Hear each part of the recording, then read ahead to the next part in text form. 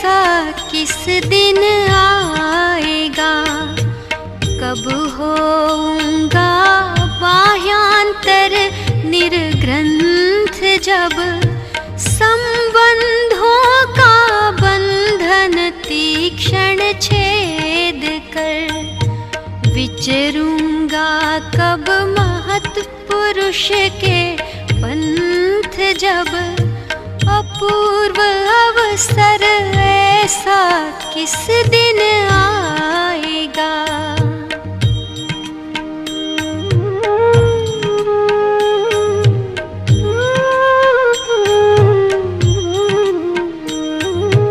उदासीन वृत्ति हो सब पर भाव से, यह तन केवल संयम हेतु होय, जब किसी हेतु से अन्य वस्तु चाहूं नहीं, तन में भी किंचित मूर्छा नहीं होय, जब अपूर्व अवसर ऐसा किस दिन आएगा।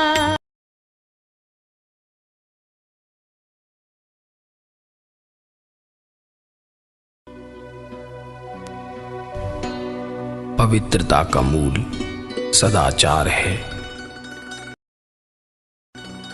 जिंदगी छोटी है और जंजाल लंबा है, इसलिए जंजाल कम करो तो सुखरूप जिंदगी लंबी होगी।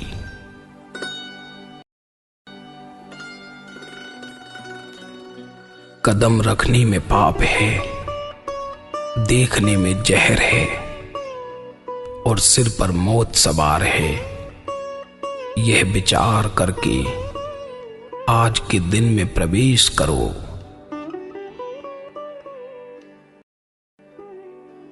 यदि आज दिन में सोने का तेरा मन हो तो उस समय ईश्वर भक्ति परायण हो जा, अथवा सत्शास्त्र का लाभ उठा ले। मैं समझता हूं कि ऐसा होना दुष्कर है, तो भी अभ्यास सबका उपाय है।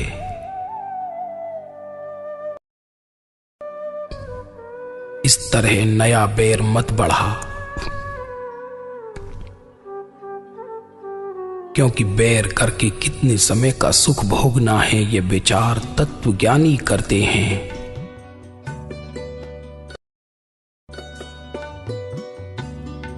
जिसके घर यह दिन क्लेश रहित, स्वच्छता से, शुचिता से, एकता से, संतोष से, सौम्यता से, स्नेह से, सभ्यता से और सुख से बीतेगा, उसके घर में पवित्रता का वास है।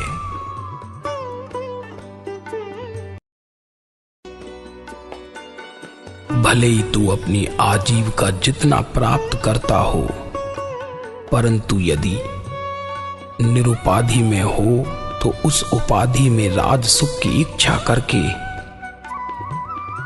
अपने आज के दिन को अपवित्र मत कर।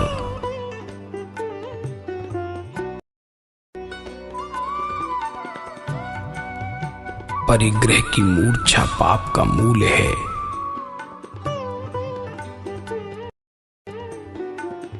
सरलता धर्म का बीज स्वरूप है। प्रज्ञा पूर्वक सरलता का सेवन किया गया तो आज का दिन सर्वोत्तम है।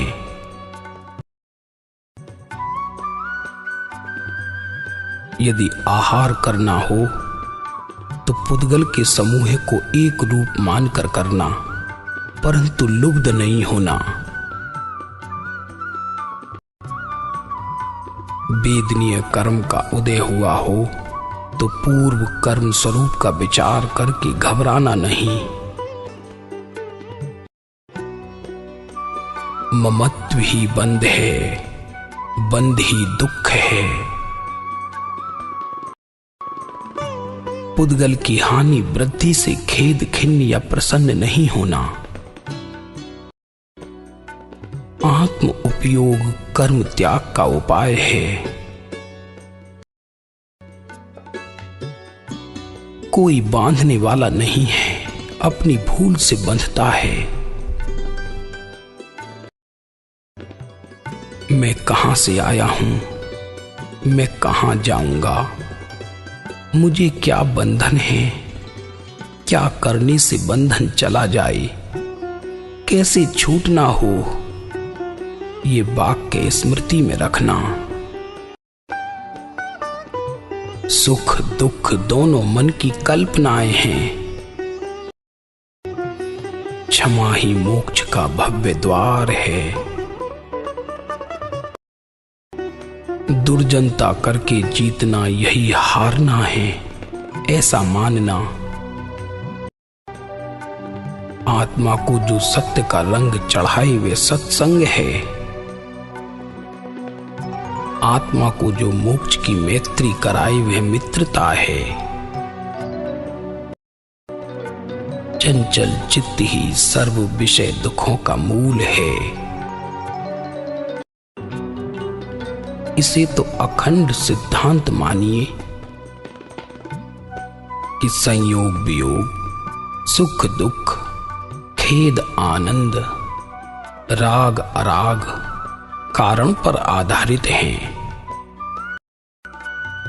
वर्तन में बालक बने, सत्य में युवक बने, ज्ञान में वृद्ध बने। जिसने मन को वश किया उसने जगत को वश किया।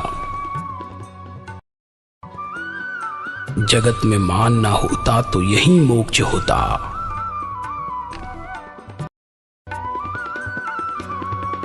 ज्ञानी स्वाद के त्याग को आहार का सच्चा त्याग कहते हैं।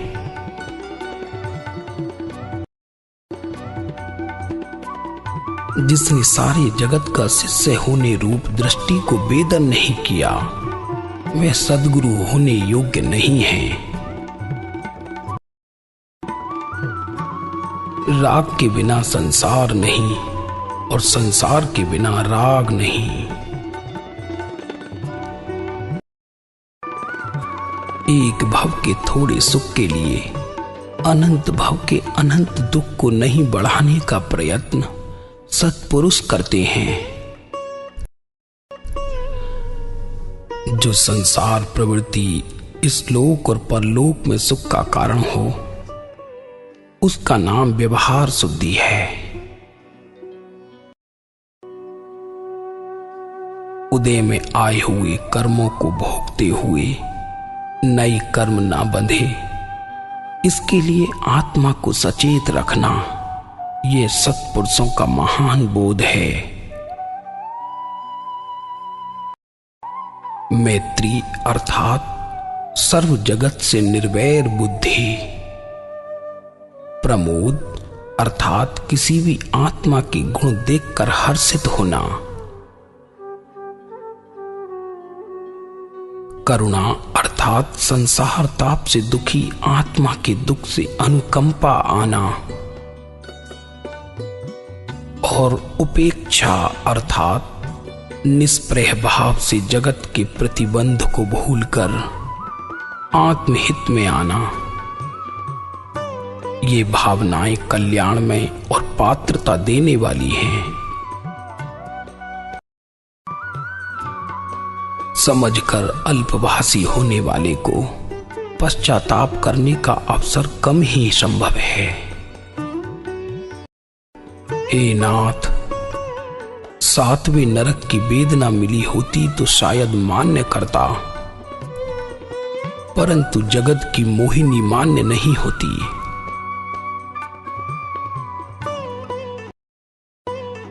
पूर्व के अशुभ कर्म के उदय आने पर वेदन करते हुए सुख करते हैं, तो अब यह भी ध्यान रखें कि नए कर्मों को बांधते हुए परिणाम में वैसे ही तो नहीं बंधते।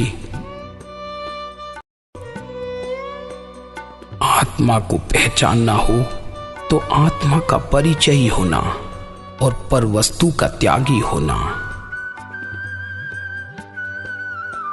प्रशस्त पुरुष की भक्ति करें, उसका स्मरण करें, गुण चिंतन करें। जो जितना अपना पौद्गलिक बड़प्पन चाहते हैं वे उतने ही हल्के होने संभव हैं। देह की जितनी चिंता रखता है उतनी नहीं, परंतु उससे अनंत गुनी चिंता आत्मा की रख, क्योंकि अनंत भवों को एक भव में दूर करना है।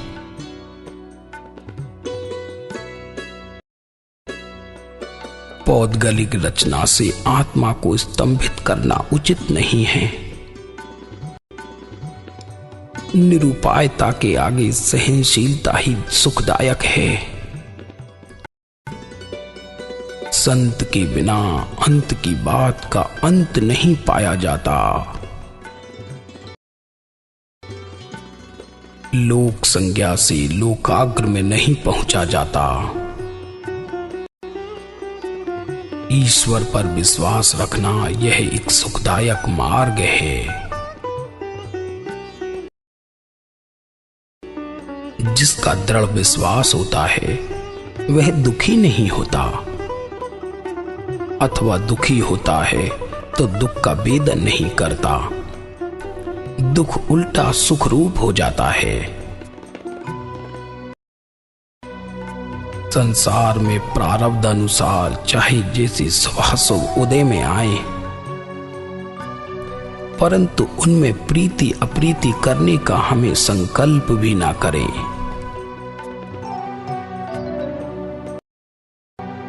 जब तक आत्मा आत्मभाव से अन्य था, अर्थात देह भाव से व्यवहार करेगा, मैं करता हूं ऐसी बुद्धि करेगा, मैं रिद्धि इत्यादि से अधिक हूं यो मानेगा, शास्त्र को जाल रूप समझेगा, मर्म के लिए मिथ्या मोह करेगा, तब तक उसकी शांति होना दुर्लभ है।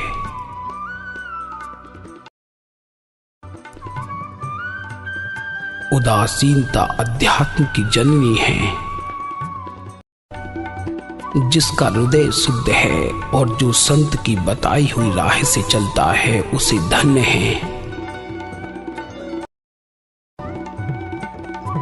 किसी के भी दोष मत देख, जो कुछ होता है वह तेरे अपने दोष से होता है, ऐसा मान। तू अपनी प्रशंसा मत करना, और करेगा तो तू ही हल्का है, ऐसा मैं मानता हूं।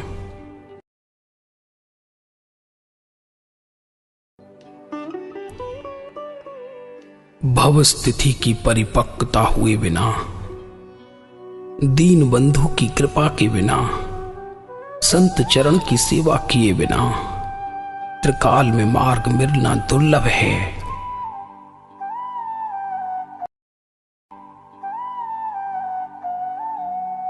जो छूटने के लिए ही जीता है वह बंधन से नहीं आता। निरंतर उदासीनता के क्रम का सेवन करना, सत्पुरुष की भक्ति में लीन होना, सत्पुरुष के चरित्रों का स्मरण करना, सत्पुरुषों के लक्षण का चिंतन करना, सत्पुरुषों की मुखाकृति का हृदय से अवलोकन करना, उनके मन वचन और काया की प्रत्येक चेष्टा के अद्भुत रहस्यों का बारंबार निधिध्यासन करना और उनका मान्य किया हुआ सभी मान्य करना।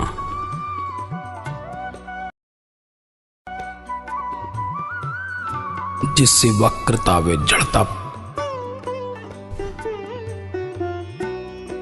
ऐसी माइक व्यवहार में उदासीन होना श्रेयस्कर है।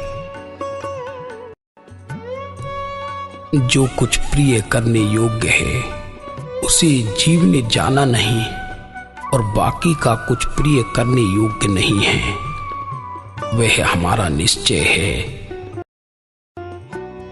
परमार्थ पर प्रीति होने में सत्संग और सर्वोत्कृष्ट और अनुपम साधन है, जिसकी सत को प्राप्त करने की दृढ़ मति हुई है। यह पहले ऐसा दृढ़ निश्चयात्मक विचार करे कि स्वयं कुछ भी नहीं जानता और फिर सत की प्राप्ति के लिए ज्ञानी की शरण में जाए तो अवश्य मार्ग की प्राप्ति होगी। इस जगत के प्रति हमारा परम उदासीन भाव रहता है। यह बिल्कुल सोने का हो तो भी हमारे लिए तृणवत है और परमात्मा की विभूति रूप हमारा भक्ति धाम है। परमात्मा में परम स्नेह चाहे जिस विकट मार्ग से होता हो तो भी करना योग्य ही है। यम अंत काल में प्राणी को दुखदायक नहीं लगता होगा, परंतु हमें संग दुखदायक लगता है। जो कुछ होता है सो होने देना, न उदासीन होना न अनुद्यमी होना। जीव के लिए सत्संग यही मोक्ष का परम साधन है। साधन इस जगत में हमने न देखा और न सुना है।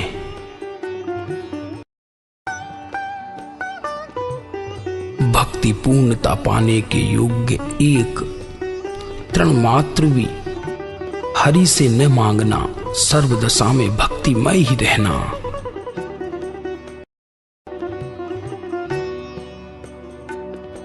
व्यवस्थित मन सर्व शुद्धि का कारण है।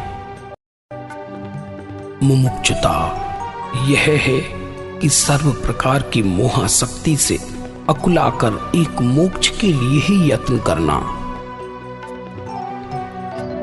और तीव्र मुमुक्षुता यह है कि अनन्य प्रेम से मोक्ष के मार्ग में प्रतिक्षण प्रवृत्ति करना। मुमुक्षु के नेत्र महात्मा को पहचान लेते हैं। सत्पुरुष में ही परमेश्वर बुद्धि, इसे ज्ञानियों ने परम धर्म कहा है, और यह बुद्धि परम दीनता को सूचित करती है, जिससे सर्व प्राणियों के प्रति अपना दासत्व माना जाता है और परम योग्यता की प्राप्ति होती है।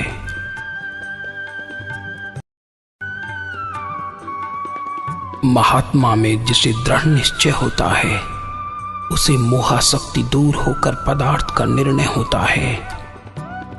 उससे व्याकुलता मिटती है, जिससे जीव सर्व प्रकार के दुखों से निर्भय हो जाता है और उसी से निसंगता उत्पन्न होती है। ऐसा योग्य है। ऐसा एक ही पदार्थ परिचय करने योग्य है कि जिससे अनंत प्रकार का परिचय निवृत्त होता है। यह कौन सा है और किस प्रकार से है, इसका विचार मुमुक्षु करते हैं। जगत में अच्छा दिखाने के लिए मुमुक्षु कोई आचरण न करें, परंतु जो अच्छा हो उसी का आचरण करें। जीव को अपनी इच्छा से किए हुए दोष को तीव्रता से भोगना पड़ता है। इसलिए चाहे जिस संग प्रसंग में भी स्वेच्छा से अशुभ भाव से प्रवृत्ति न करनी पड़े, ऐसा करें। जिसके लिए आर्त ध्यान करना पड़ता हो, यहां से या तो मन को उठा लेना अथवा तो उस कृत्य को कर लेना जिससे विरक्त हुआ जा सकेगा। चाहे जिस क्रिया, जप, तप अथवा शास्त्र अध्ययन करके भी एक ही कार्य सिद्ध करना है, वह यह कि जगत की विस्मृति करना और सत के चरण में रहना। और इस एक ही लक्ष्य में प्रवृत्ति करने से जीव को स्वयं क्या करना योग्य है और क्या करना अयोग्य है, यह समझ में आता है, समझ में आता रहता है।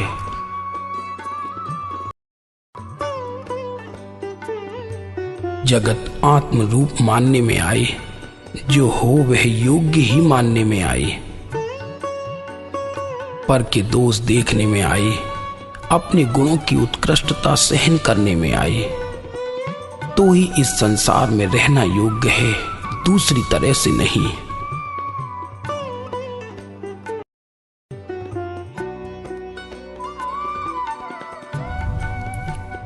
भगवान को सर्व समर्पण किए बिना इस काल में जीव का देहाभिमान मिटना संभव नहीं है। जीवन अल्प है और जंजाल अनंत है, धन सीमित है और तृष्णा अनंत है। इस स्थिति में स्वरूप स्मृति का होना संभव नहीं है, परंतु जहां जंजाल अल्प है और जीवन अप्रमत्त है तथा तृष्णा अल्प है अथवा नहीं है और सर्व सिद्धि है, यहाँ पूर्ण स्वरूप स्मृति होना संभव है। सांसारिक उपाधि में हमें कुछ भी कम नहीं है, तथापि उसमें निज भाव न रहने से उससे घबराहट उत्पन्न नहीं होती। आरंभ और परिग्रह का मोह ज्यों त्यों मिटता है, ज्यों ज्यों तत्संबंधी अपनेपन का अभिमान मंद परिणाम को प्राप्त होता है, त्यों त्यों मुमुक्षुता बढ़ती जाती है। अनंत काल से परिचित है अभिमान प्राय एकदम निवृत्त नहीं होता। इसलिए तन मन धन आदि जिनमें ममत्व रहता है, उन्हें ज्ञानी को अर्पित किया जाता है। प्राय ज्ञानी कुछ उन्हें ग्रहण नहीं करते, परंतु उनमें से ममत्व को दूर करने का ही उपदेश देते हैं।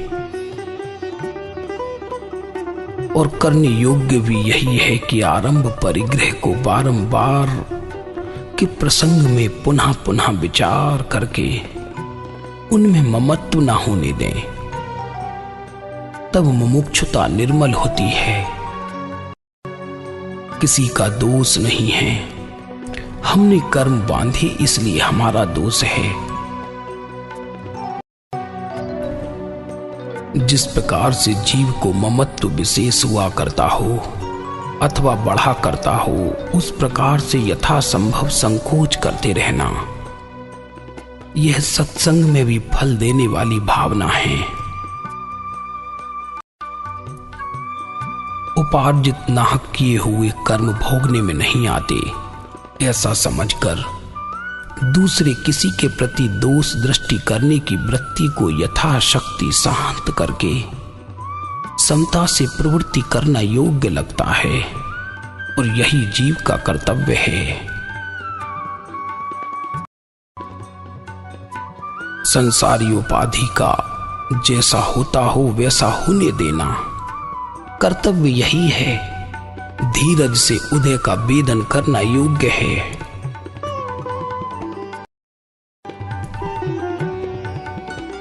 महात्मा की देह दो कारणों से विद्यमान रहती है, प्रारब्ध कर्म को भोगने के लिए और जीवों के कल्याण के लिए।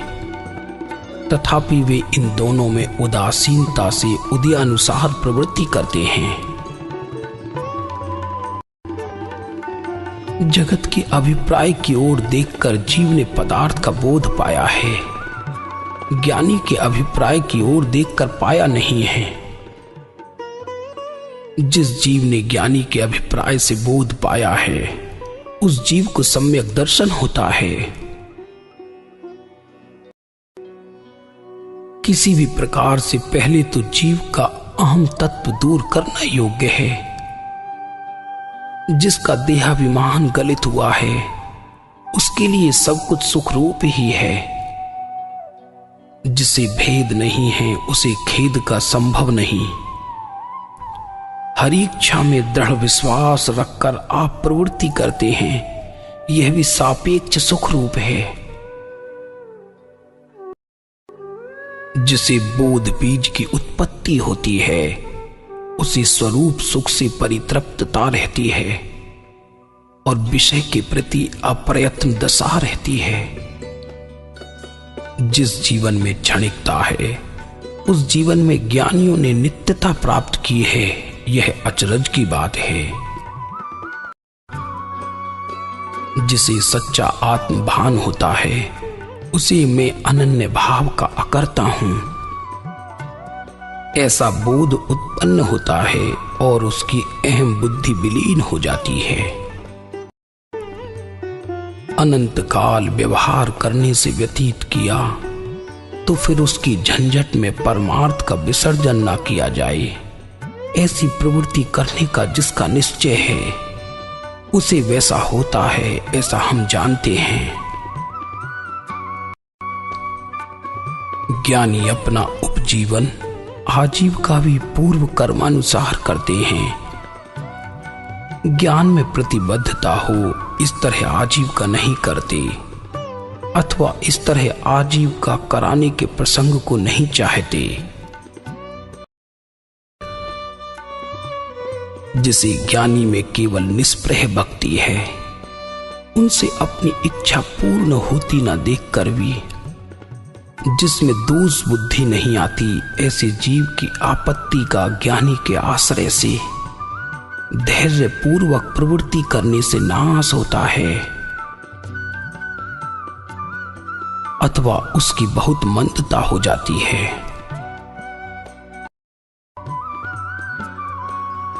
चाहे जितनी विपत्तियां पड़े तथापि ज्ञानी से सांसारिक फल की इच्छा करना योग्य नहीं है। उदय में आया हुआ अंतराय सम परिणाम से वेदन करने योग्य है, विषम परिणाम से वेदन करने योग्य नहीं है।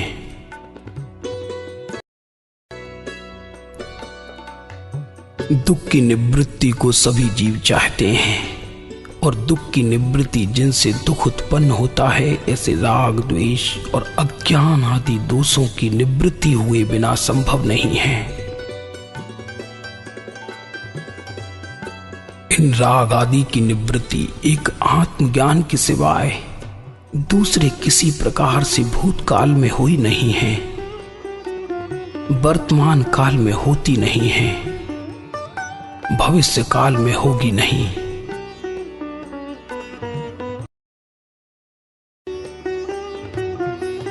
सत्संग जैसा कल्याण का कोई बलवान कारण नहीं है और उस सत्संग में निरंतर प्रति समय निवास चाहना, असत्संग का प्रतिक्षण विपरिणमन चाहना, यही श्रेय रूप है। जिसकी प्राप्ति के बाद अनंत काल की याचकता मिटकर सर्वकाल के लिए अयाचकता प्राप्त होती है, ऐसा जो कोई हो तो उसे तरन तारन जानते हैं, उसे भजें।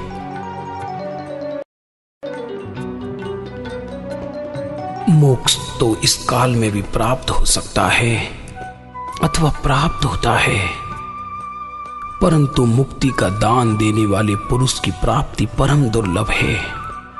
अर्थात मोक्ष दुर्लभ नहीं, दाता दुर्लभ है। जहां उपाय नहीं वहां खेद करना योग्य नहीं है। ईश्वर इच्छा के अनुसार जो हो उसमें समता रखना योग्य है और उसके उपाय का कोई विचार मुझे उसे करते रहना, इतना मात्र हमारा उपाय है। एक बार एक दिन के दो भाग करने की क्रिया कर सकने की शक्ति का भी उपशम हो, तब जो ईश्वर इच्छा होगी यह होगा।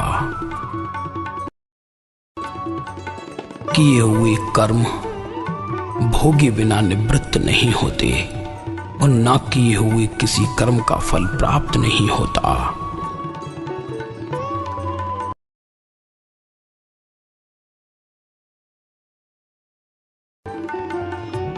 मल, विक्षेप और अज्ञान ये जीव के अनादि के 3 दोष हैं।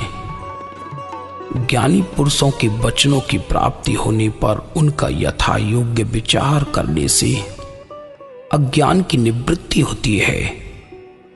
उस अज्ञान की संतति बलवान होने से उसका रोध होने के लिए और ज्ञानी पुरुषों के वचनों का यथा योग्य विचार होने के लिए मल और विक्षेप को दूर करना योग्य है।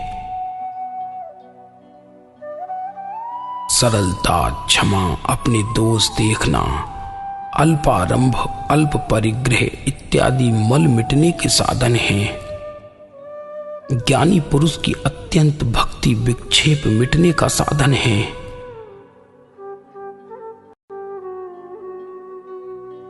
यदि स्पष्ट प्रीति से संसार करने की इच्छा होती हो तो उस पुरुष ने ज्ञानी के वचन सुने नहीं हैं, अथवा ज्ञानी पुरुष के दर्शन भी उसने किए नहीं, ऐसा तीर्थंकर कहते हैं।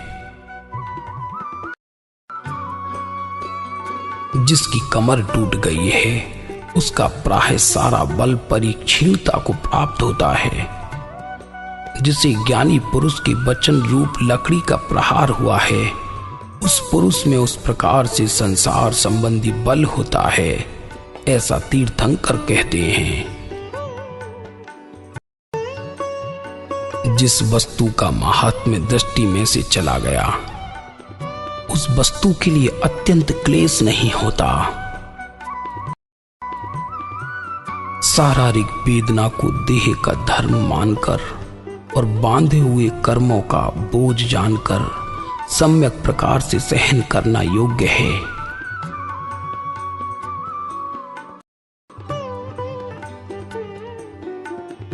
संसार की ज्वाला देखकर चिंता न कीजिएगा। चिंता में समता रहे तो वह आत्मचिंतन जैसा है। उपार्जित कर्म की स्थिति का संपरिणाम से, अधीनता से, अव्याकुलता से वेदन करना, यही ज्ञानी पुरुषों का मार्ग है। सच्ची ज्ञान दशा हो तो उसे देह की दुख प्राप्ति के कारणों में विषमता नहीं होती और उस दुख को दूर करने की इतनी अधिक परवाह भी नहीं होती।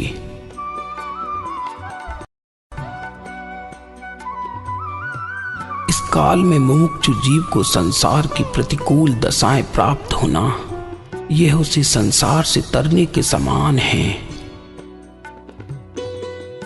अनंत काल से अभ्यस्त इस संसार का स्पष्ट विचार करने का समय प्रतिकूल प्रसंग में विशेष होता है, यह बात निश्चय करने योग्य है।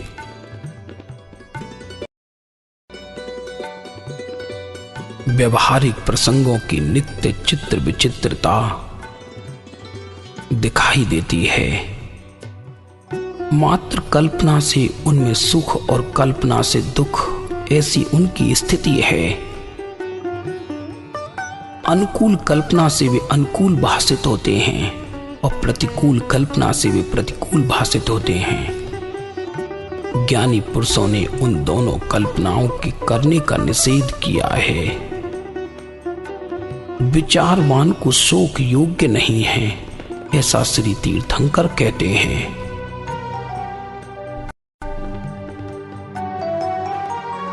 जीव को मूल रूप से देखते हुए यदि मुमुक्षुता आई हो तो नित्य प्रति उसका संसार बल घटता रहता है। संसार में धनादि संपत्ति का घटना या न घटना अनियत है, परंतु संसार प्रति जीव की जो भावना है वह मंद होती रहे, अनुक्रम से नाश होने योग्य हो। आत्मा को संसार का स्वरूप कारागृह जैसा बारंबार क्षण क्षण में भासित हुआ करे, यह मुमुक्षुता का मुख्य लक्षण है। जहां जहां इस जीव ने जन्म लिया है, भव के प्रकार धारण किए हैं, वहां वहां तथा प्रकार के अभिमान रूप से बर्ताव किया है। जिस अभिमान को निवृत्त किए बिना उस देह का और देह के संबंध में आने वाले पदार्थों का इस जीव ने त्याग किया है, अभी तक उस भाव को ज्ञान विचार द्वारा छीन नहीं किया है। वे पूर्व संज्ञाएं अभी जैसी की तैसी इस जीव के अभिमान में चली आती हैं। यही सारे लोक की अधिकरण क्रिया का हेतु कहा है। जिन्हें स्वप्न में भी संसार सुख की इच्छा नहीं रही, जिन्हें संसार का स्वरूप संपूर्ण निस्सार भूत भासित हुआ है, ऐसे ज्ञानी पुरुष की आत्म अवस्था को बारंबार संभाल कर उदय प्राप्त प्रारब्ध का वेदन करते हैं, परंतु आत्म अवस्था में प्रमादी नहीं होने देते। प्रमाद के अवकाश योग में ज्ञानी को भी जिस संसार से अंशतः व्यामोह होने का संभव कहा है, उस संसार में साधारण जीव रहकर उसका व्यवसाय लौकिक भाव से करके आत्महित की इच्छा करे, यह न होने जैसा ही कार्य है। क्योंकि लौकिक भाव के कारण जहां आत्मा को निवृत्ति नहीं होती, वहां अन्य प्रकार से हित विचारणा होना संभव नहीं है। आत्महित के लिए सत्संग जैसा बलवान अन्य कोई निमित्त प्रतीत नहीं होता। फिर भी वह सत्संग भी जो जीव लौकिक भाव से अवकाश नहीं लेता, उसके लिए प्राय निष्फल होता है। और सत्संग कुछ सफल हुआ तो भी यदि लोकावेश विशेष रहता हो, तो उस फल के निर्मूल हो जाने में देर नहीं लगती। विचारवान जीव का तो अवश्य कर्तव्य है कि यथासंभव परभाव के परिचित कार्य से दूर रहना, निवृत्त होना। प्राय विचारवान जीव को तो यही बुद्धि रहती है, तथापि किसी प्रारब्ध वशात परभाव का परिचय प्रबलता से उदय में हो, वहां निजपद बुद्धि में स्थिर रहना विकट हो, ऐसा मानकर नित्य निवृत्त बुद्धि की विशेष भावना करनी, ऐसा महापुरुषों ने कहा है। जो धर्म संसार को परीक्षण करने में सबसे उत्तम हो, निस्वभाव में स्थिति कराने में बलवान हो, वही उत्तम है और वही बलवान है। मुमुक्षु जीव को अर्थात विचारवान जीव को इस संसार में अज्ञान के सिवाय और कोई भय नहीं होता। एक अज्ञान की निवृत्ति करने की जो इच्छा है, उसके सिवाय विचारवान जीव की दूसरी इच्छा नहीं होती।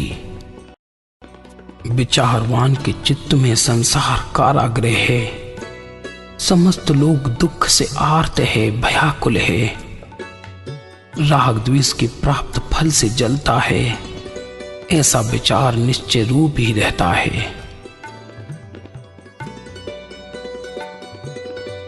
ज्ञान प्राप्ति में कुछ अंतराय है, इसलिए यह कारागृह रूप संसार मुझे भय का हेतु है और लोक का प्रसंग करना योग्य नहीं है। यही एक भय विचारवान को होना योग्य है। सर्व जीव आत्म रूप से समस्वभावी हैं।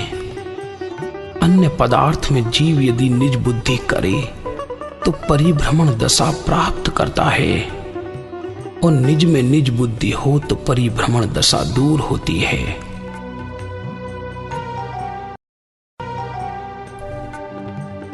उपार्जित प्रारब्ध बिना भोगे नष्ट हो जाए तो फिर सब मार्ग मिथ्या ही ठहरे।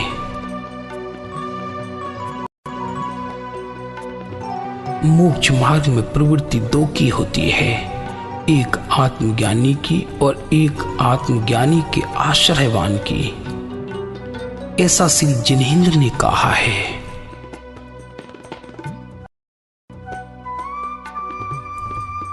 जिस प्रारब्ध को भोगे बिना दूसरा कोई उपाय नहीं है, यह प्रारब्ध ज्ञानी को भी भोगना पड़ता है।